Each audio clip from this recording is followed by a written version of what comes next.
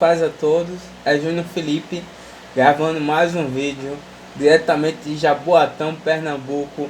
Nós estamos no capítulo 37 de Gênesis. Nós estamos passando agora para José, certo? Será esse personagem que a gente vai começar a trabalhar agora.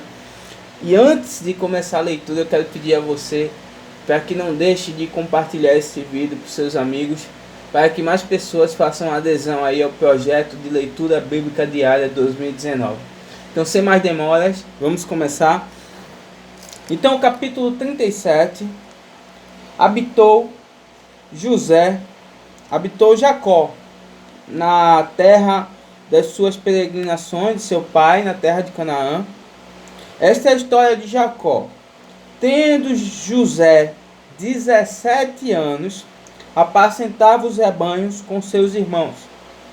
Sendo ainda jovem, apanhava os filhos de Bila e os filhos de Zilpa, mulher de seu pai, e trazia mais notícias deles a seu pai. Ou seja, José com 17 anos já trabalhava, já era um jovem obediente aos pais, era um jovem que não era preguiçoso, estava sempre trabalhando, ativo, e o seu pai o amava muito. Então, já traz aí a orientação para a gente de que com 17 anos já se trabalha. Então, essa história de ser preguiçoso, que não trabalha, jovens com 18, 20 anos sem trabalhar, né? Isso não existe, né? Se você ao menos estiver estudando, estiver na área acadêmica, tudo bem, aí é outra coisa, mas em casa sem fazer nada não justifica. Os personagens bíblicos, personagens abençoados por Deus, todos eles já cedo trabalhavam. Ora, Israel, que era Jacó, né, mudou o nome, amava mais a José que a todos os seus filhos, porque era filho da sua velhice, e fez-lhe uma túnica talar de mangas compridas. Ou seja, ele amava mais o seu filho, como já era uma coisa errada que já vinha já de Abraão. Abraão, né, amava mais Isaac, que era o filho da promessa. Depois passou-se para Isaac amava mais Esaú, né, e a mãe amava mais Jacó. Aí agora passou-se mais uma vez, o pai ia dar preferência a um filho do que o outro. No caso aqui, ele amava mais José, porque foi um filho que veio na sua velhice, um filho que veio da mulher que ele mais amava, certo? Que era Raquel, e ela era estéril. Então, era o filho da mulher que ele amava, era um filho que veio na sua velhice quando ele não esperava, certo? E era um filho obediente a ele, né? Então ele fez uma túnica lá muito bonita que causou inveja aí aos seus irmãos, né? Vendo por seus irmãos que o pai o amava mais do que todos os outros filhos, odiaram-no e já não lhe podiam falar pacificamente. Ou seja, não conseguiam conversar com José sem estar num tom de briga, sem um tom de ira, sem um tom de ódio. Então, esse amor preterido que ele tinha pelo pai fazia com que os irmãos deles o odiassem, né? Eram 4 mulheres que Jacó tinha, 2 mulheres e suas concubinas. Então era uma patotinha, né? Ou seja, todos contra José, porque José era filho de Raquel. Os outros não eram os queridinhos, só ele que é o filho de Raquel, que é o queridinho. Então isso causava ódio, e os presentinhos que o pai dava a ele só agravava isso. Teve José um sonho e relatou a seus irmãos, por isso o odiaram ainda mais. Ou seja, ele teve um sonho, que a gente vai relatar aqui, e esse sonho só fez piorar a situação ainda. Então traz pra gente, isso foi um diálogo que Deus teve com ele, uma revelação que Deus teve para ele, que traz pra gente um ensinamento que nem tudo que Deus revela pra gente a gente tem que contar para todo mundo. Tem coisas que é só para você, tem coisas que é só sua e Deus. Você e Deus que tem que dialogar, você e Deus. É uma coisa que você tem com Deus. Não tem que estar contando para todo mundo, espalhando para todo mundo, não. E José foi contar, o erro dele foi esse. Então só fez piorar o ódio dos seus irmãos. Que ele contou o seguinte: pois lhe disse, rogo-vos, escuta o sonho que tive. Amarrávamos feixes no campo E eis que o meu feixe se levantou e ficou de pé, e os vossos feixes o rodeavam e se inclinavam perante o meu. Então lhe disseram seus irmãos: reinarás com efeito sobre nós, e sobre nós dominarás? E com isso tanto mais o odiaram por causa dos seus sonhos e das suas palavras. Ou seja, tu achas que vai ser rei sobre a gente? Tu achas que vai ser governador entre a gente? Que a gente vai se ajoelhar diante de você? Mas esse sonho de José não era uma coisa que fosse para... Embora representava ali uma profecia, algo que viria a acontecer, que realmente seria de submissão, ou seja, de respeito, que os irmãos prestariam a ele mais tarde. Mas naquele momento ali, os irmãos não entenderam, era uma coisa que eles não entendiam. Então contar o sonho aos irmãos naquele momento só fez trazer ódio aos irmãos, trazer intriga aos irmãos, embora ele não tivesse talvez ali a intenção de fazer isso. Mas foi isso que aconteceu. Teve ainda outro sonho, e o referiu a seus irmãos, dizendo: sonhei também que o sol e a lua e 11 estrelas se inclinavam perante mim. Ou seja, veja a ousadia. Dizer que o sol, a lua e as estrelas se curvavam perante ele. Contando a seu pai e a seus irmãos, repreendeu seu pai e lhe disse: que sonho é esse que tiveste? Acaso viremos eu e tua mãe e teus irmãos a inclinar-se perante ti em terra? Então, ou seja, nem seu pai, que era alguém que tinha um diálogo direto com Deus, era alguém que tinha um relacionamento com Deus, né? Ele não entendeu o sonho dele. Não era uma coisa que devia ser contada. Que é isso aí? Até eu e tua mãe vai ficar de joelho para tu, o sol, as estrelas vão se curvar perante ti. Quem tu achas que serás? Então, ou seja, a intenção dele ali não era de se exaltar, embora o sonho representava isso mais tarde. Mas era para revelar o sonho para os seus irmãos, para o seu pai, e não foi bem aceito. Então guarde o teu sonho, se for coisa de Deus com você, fique para você, né? Não sai espalhando: eita, ganhei, comprei, vou comprar um carro 0 km, vou fazer uma viagem para o exterior, eu vou ganhar isso, aquilo. Cara, não, fica na tua, deixa Deus trabalhar. Se for da vontade de Deus, se for uma promessa de Deus, for algo para você de verdade, né? Então fique só para você, não precisa estar espalhando nas redes sociais para todo mundo saber. Tá entendendo? É isso que é a minha opinião. Seus irmãos lhe tinham ciúmes. O pai, no entanto, considerava o caso consigo mesmo. Então o pai, né, ficou ali pensando, mas os irmãos ficaram com ciúmes, né? E como foi os irmãos apacentar o rebanho do pai em Siquém? Perguntou Israel a José: não apacenta teus irmãos o rebanho em Siquém? Vem, enviar-te-ei a eles. Respondeu José: eis-me aqui. Ou seja, ele estava em outra cidade e disse: não, senhor, eis-me aqui, meu pai. Ou seja, em nenhum momento a gente vê ali ele questionando, reclamando do pai, porque o pai pedia para ele ir lá atender os irmãos. E embora os irmãos já estavam tudo com raiva dele, né? Os irmãos demonstravam ódio, não falavam com ele, a não ser com palavras ásperas, mas mesmo assim José não se recusava em ir até os seus irmãos. Disse-lhe Israel: vai agora e vê se vão bem teus irmãos e o rebanho, e traz-me notícia para mim. Assim enviou do vale de Hebron, e ele foi a Siquém. Então ele estava no vale de Hebron e foi até Siquém para trazer notícias a seu pai. E um homem encontrou a José, que andava errante pelo campo, e lhe perguntou: que procuras? Respondeu: procuro meus irmãos, dize-me, onde apacentam eles o rebanho? Disse-lhe o homem: foram-se daqui, pois ouve-os dizer: vamos a Dotã. Então seguiu José atrás dos irmãos e os achou em Dotã. Ou seja, os irmãos dele não estavam no lugar que havia determinado, havia acordado por seu pai. Já estavam num lugar diferente. E ele foi atrás dos irmãos.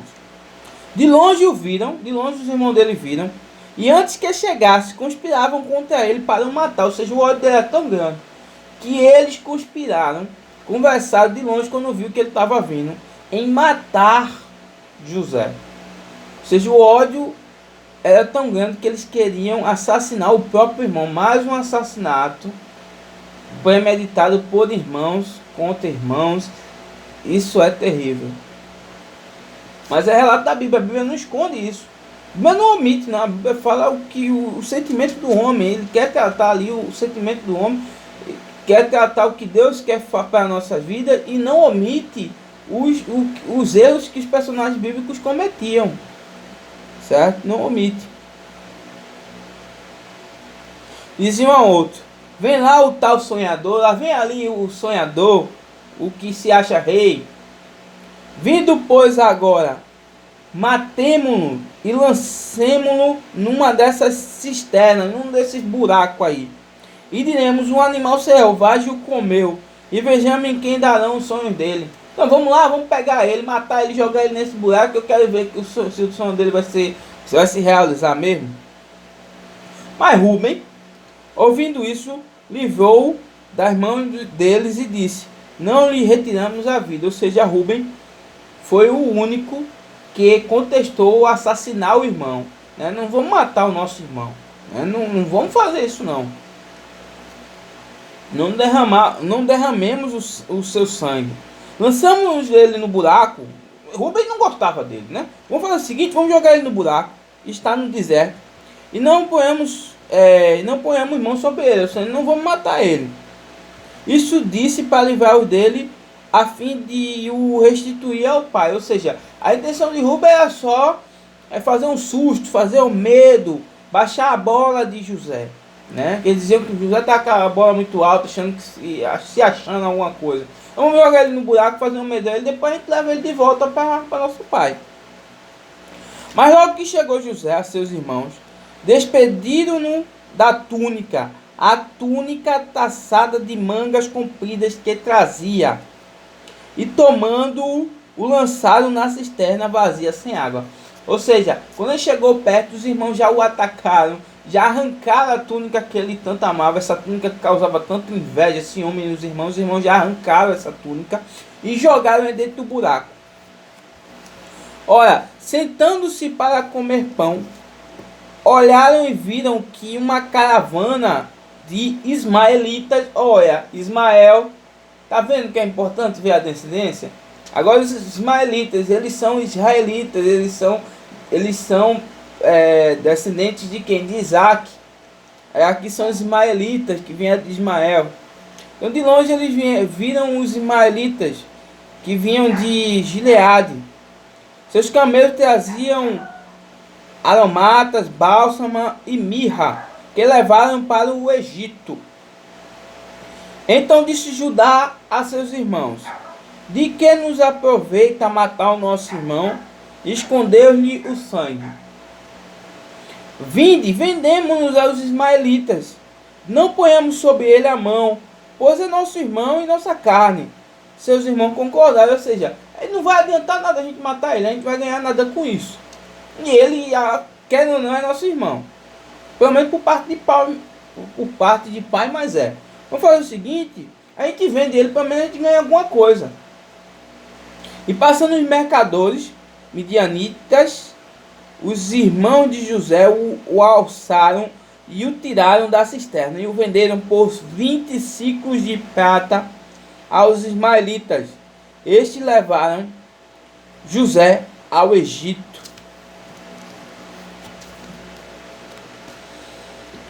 Então José foi vendido por 20 ciclos de prata pelos seus irmãos e ele foi levado como escravo para o Egito. Então talvez fica difícil aqui entender quais são os planos de Deus nessa situação. Aqui era um menino bom, o José, um menino obediente, era o filho querido de Jacó. Fica difícil de entender qual é o plano de Deus para a vida dele e que esse sonho simbolizava. Mas apesar da dificuldade, apesar da situação difícil que José vai vir a passar, os planos de Deus eram infalíveis, os planos de Deus eram reais, verdadeiros e importantes não só para José, mas para toda a sua família. A sua família foi salva através da vida dele. né? Continuando, tendo Rubem voltado a cisterna, ou seja, Rubem deu uma saidinha, que era justamente, vamos botar ele no buraco, fazer um meio e depois devolver ao pai, né? Mas quando ele voltou, eis que José não estava mais na cisterna. Então rasgou as suas vestes. Rasgar as vestes simbolizava arrependimento, ali a forma de se arrepender, né? Então rasgou as suas vestes, um símbolo de tristeza realmente, de reflexão. Então ele rasgou as suas vestes e voltando a seus irmãos disse: não está lá o menino, e eu para onde irei? Ou seja, mais velho, responsável, né? Então tomaram a túnica de José, mataram um bode e molharam no sangue, e enviaram a túnica talada de mangas compridas, fizeram-na levar a seu pai, e lhe disseram: achamos isto, vê se é ou não a túnica do teu filho. Ou seja, Rubem ficou desesperado, mas os irmãos disseram: não te preocupa não, a gente vai dizer ao pai que ele foi morto por um animal. Mataram um bode, pegaram o sangue, melaram lá a túnica, rasgaram a túnica, levaram a túnica e levaram para o pai. Digo: ó, essa túnica aí é ou não é do teu filho? Para enganar o pai, dizendo que ele morreu, que não foi culpa deles, né? Ele morreu por um animal. Ele reconheceu e disse: é a túnica de meu filho. Um animal selvagem o terá comido certamente. José foi despedaçado. Então Jacó também rasgou as suas vestes e se cingiu de pano de saco e lamentou o filho por muitos dias. É uma forma de luto, né? de tristeza. Levantaram-se todos os filhos e todas as suas filhas para o consolarem. Todo mundo foi ali para consolar o pai, porque a tristeza dele foi por muitos dias. Ele, porém, recusou-se a consolar e disse: chorando, descerei a meu filho até a sepultura, ou seja, vou morrer também, não tenho mais prazer em viver. E de fato chorou seu pai. Entremestes, os medianitas venderam José no Egito a Potifar, oficial de Faraó, comandante da guarda. Então chegou no Egito, né, passado o tempo, né, chegou José como escravo no Egito, foi vendido a Potifar, que era nada mais nada menos do que o comandante da guarda, né, um dos oficiais de Faraó.